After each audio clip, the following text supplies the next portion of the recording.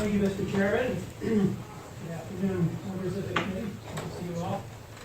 For the record, I'm Michael Vose, from Epping, New Hampshire. For the past 4 years, I sat on this committee and I followed these kinds of issues very, very closely. So I'm here today to testify in opposition to House Bill 735, which I've heard some people describe as the largest tax increase in the history of New Hampshire. But I'm not going to talk about the tax aspects of this bill so much as I'm going to talk about what it does and does not do. And one of the most interesting aspects of this bill, in my judgment, is that its intent, according to its prime sponsor, is to lower carbon emissions. But because this bill imposes a carbon tax on coal, oil, and gas,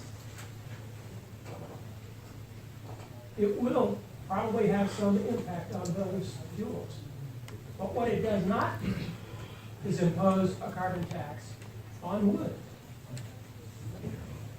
What will that do? I believe this bill will actually incentivize wood burning, especially for home heating. It will be an alternative to gas or oil for heating your home. It could actually spur a renaissance in the wood burning industry.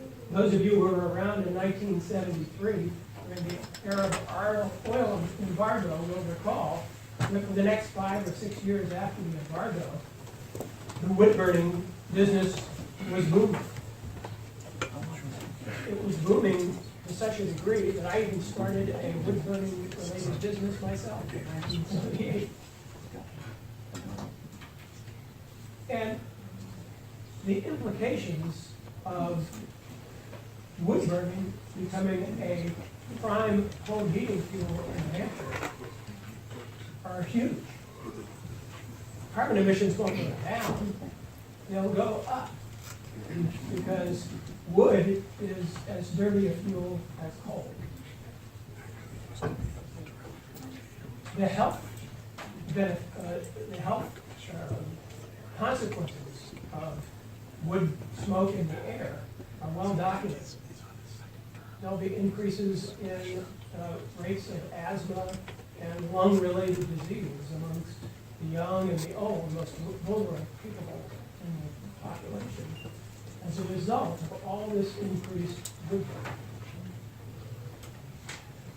We may even end up, if this thing goes far enough, with more biomass electricity generation, which will just add more to the carbon emission load. We could find ourselves in the position of going from the state with some of the cleanest air in the country to the state with some of the dirtiest air in the country.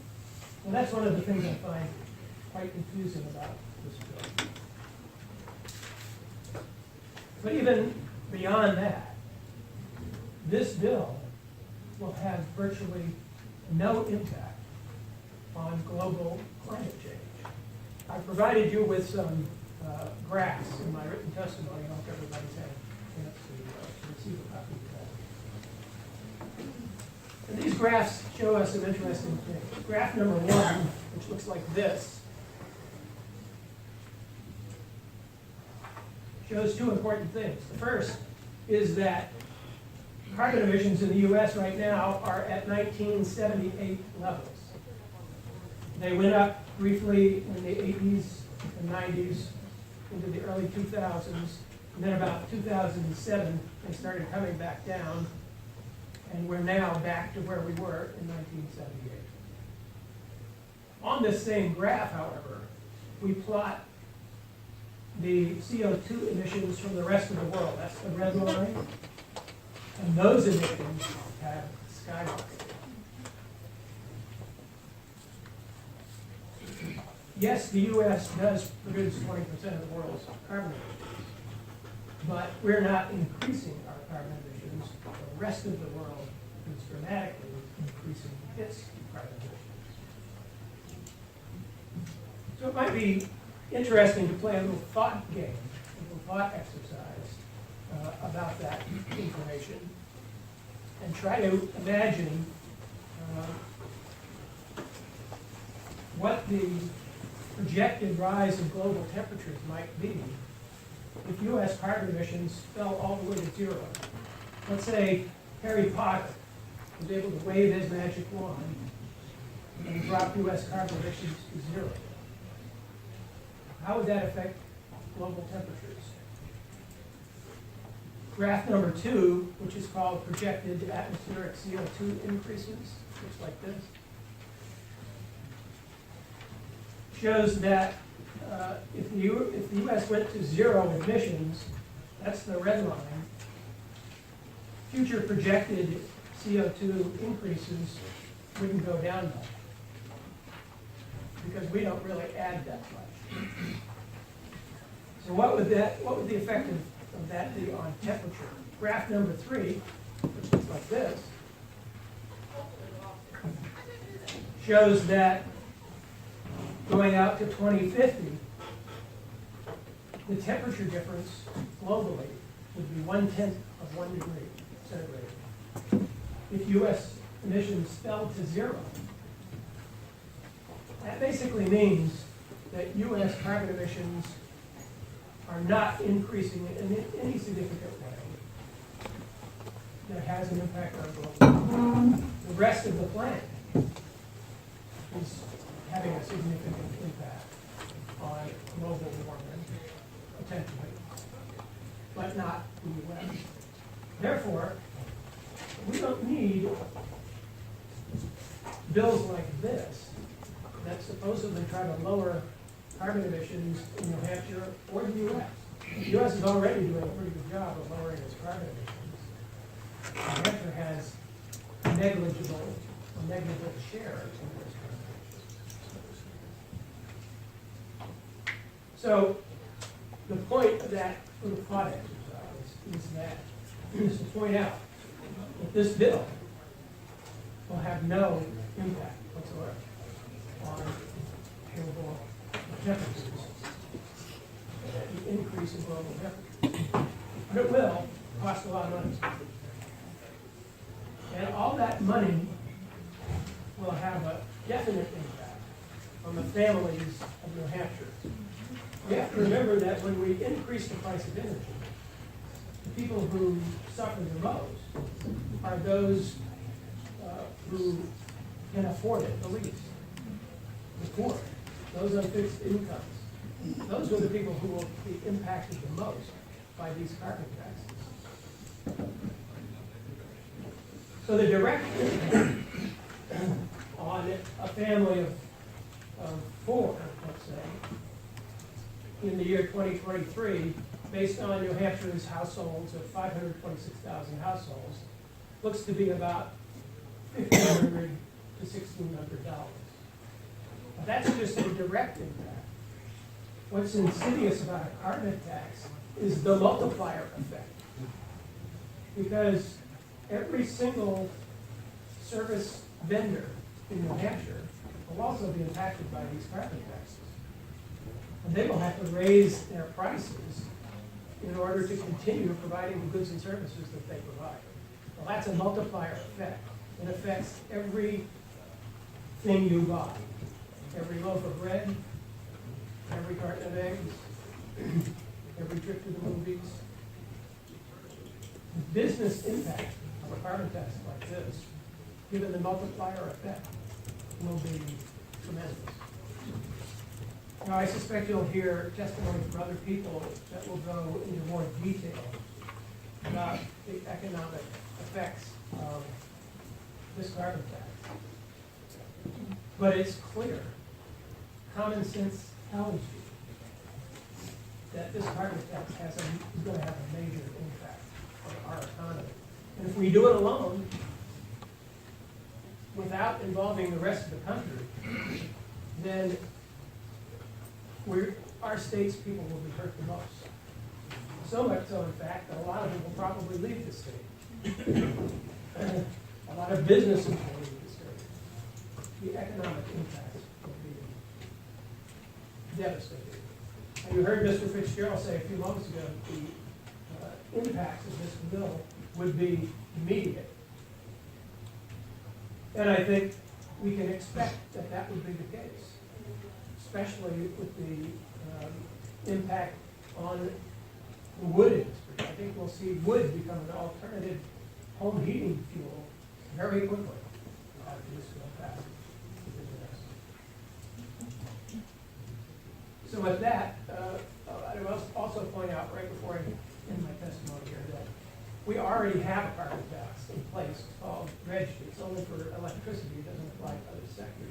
But it seems to me that applying this carbon tax to the electric sector is a double tax. Electricity generation. How will that impact the natural gas plant in Londonderry, for example? Will an additional carbon tax that only applies here in New Hampshire drive that firm's expenses so high that it can only get what it can get in the regional market for its product? But if its expenses go too high, they may be forced to shut down their operation. Those are the kind of questions I think you need to seriously contemplate. I thank you, Mr. Chairman, for allowing me to testify. I'm happy to answer any questions. All right. Thank you, Mr. Chairman. Thank you for taking my question. I don't know. It seems like perhaps it seems to me that there are many people, perhaps several people that even sitting behind you today might have heard you speak of heresy on your testimony. How do you reconcile what you have presented to us in terms of what we are hearing here on what we have to do to reduce carbon emissions, where your facts come from, how do you reconcile the push to do all these programs that are very costly?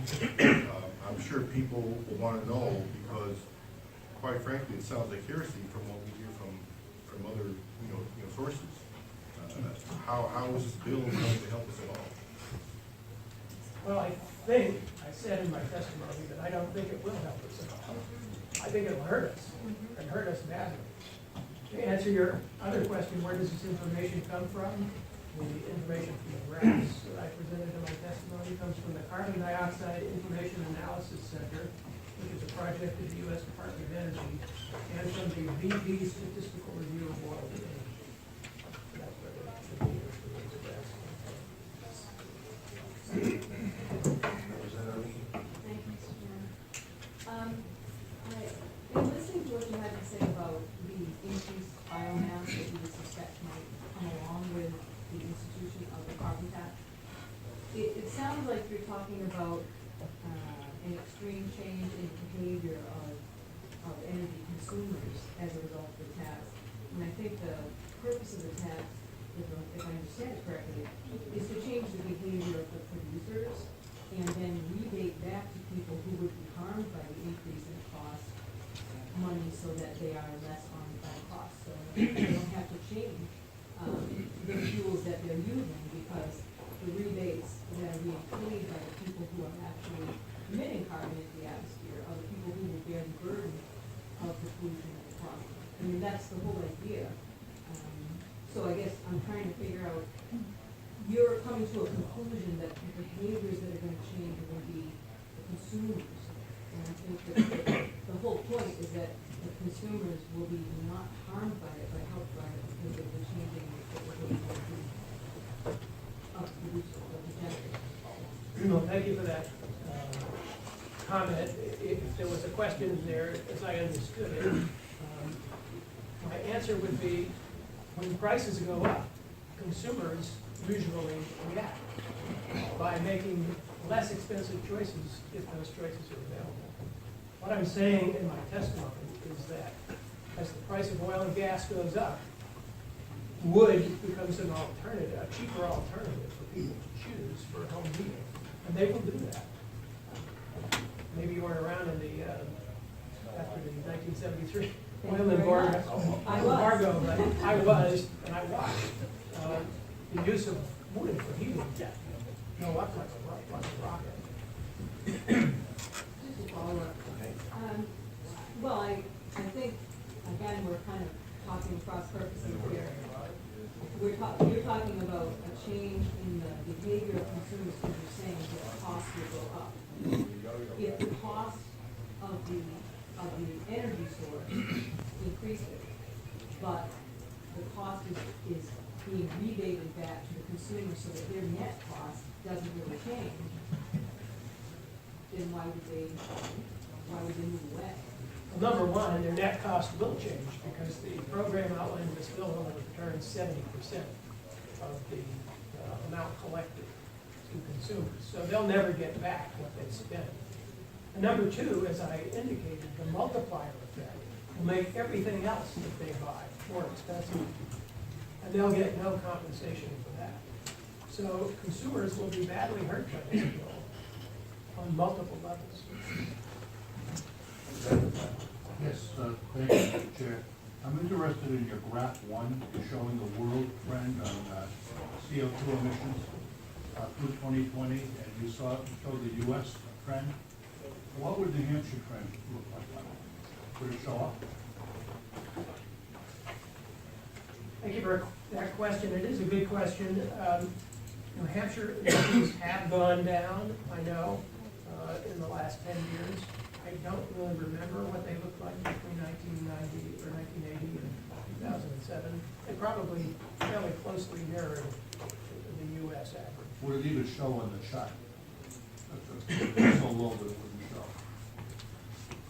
Oh, in terms of actual G-tons of CO2, it wouldn't even show. Representative Webb. Thank you, Mr. Chair.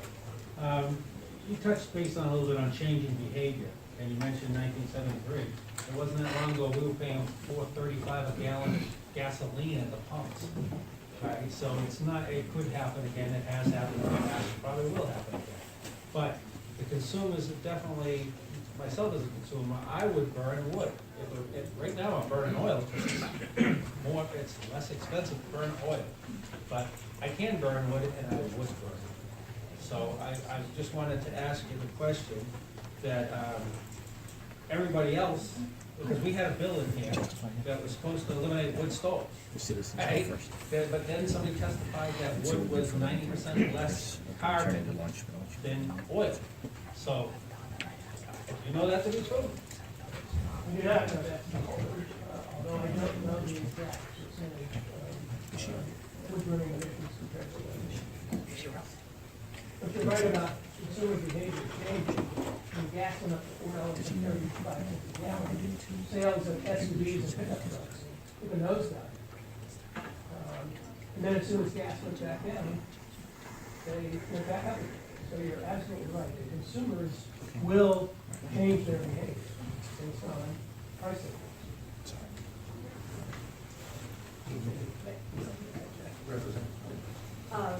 One of the I'm just thinking about where I live on the border, Jamaica. Now, when I go, I buy my gas as cheaply as I can, and I buy it at BJ's. The majority of the cars are from Maine.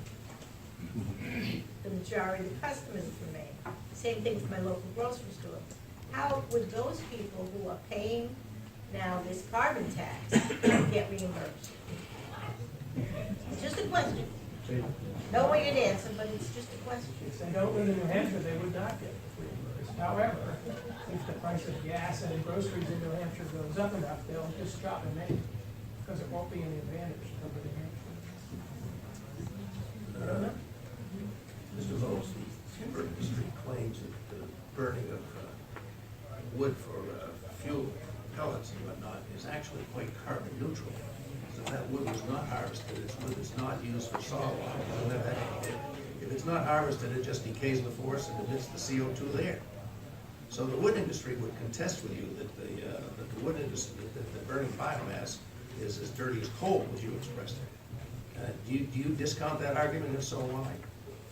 I do discount that argument with regard to the amount of wood burn.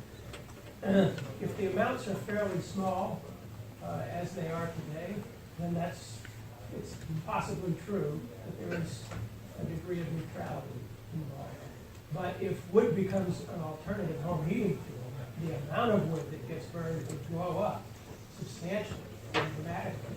So we wouldn't just be using waste wood that falls on the farm's floor. We'd be cutting down trees that can capture carbon. But once they're gone, they won't be there to capture that carbon. We could actually, over a some period of time here in New Hampshire could start to look like it did back in 1840, when all the trees were cut down. Now, that may sound extreme to you, but it could happen. And my other que- Unintended consequences. and my other question was, you talk about, and others have talked about, New Hampshire's too small to make much of a difference. Mr. Fitzgerald said, yeah, if we do this, it won't make any difference on global CO2 emissions, we're too small.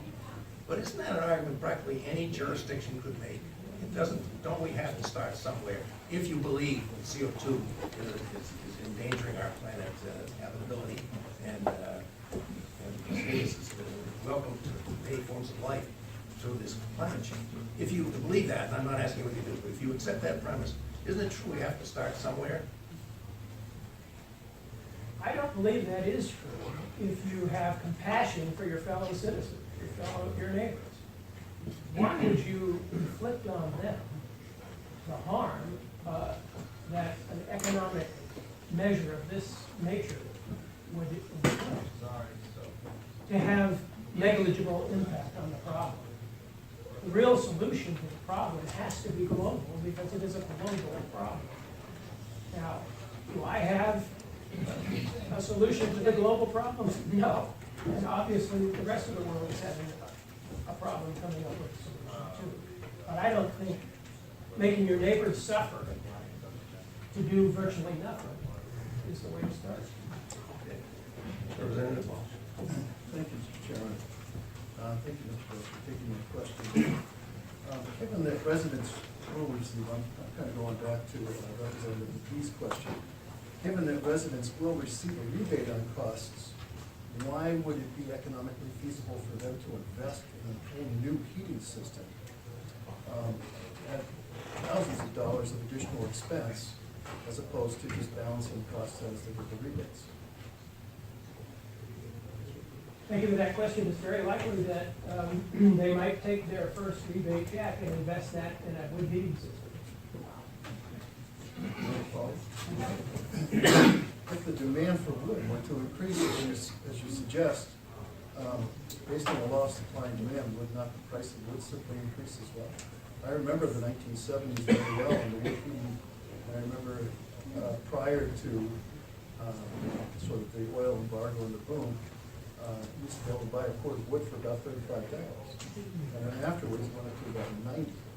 So if you could look at that same, so it tripled essentially the price. If you would look at that and say the same thing is going to happen now, if the wood demand goes up to the point where the supply of wood becomes very diminished, it would certainly would you agree that it would outstrip in terms of the price? Thank you for that question, and you're right. Price of wood would go up. But market forces would probably dictate that the price of wood would not go up so high as to discourage people from using it, because that would just fill your market. So the wood marketers would figure out how to keep their price attractive, even though it would undoubtedly go up because it's law of supply and demand. If the demand goes up, the cost will go up as well. Thank you very much for coming.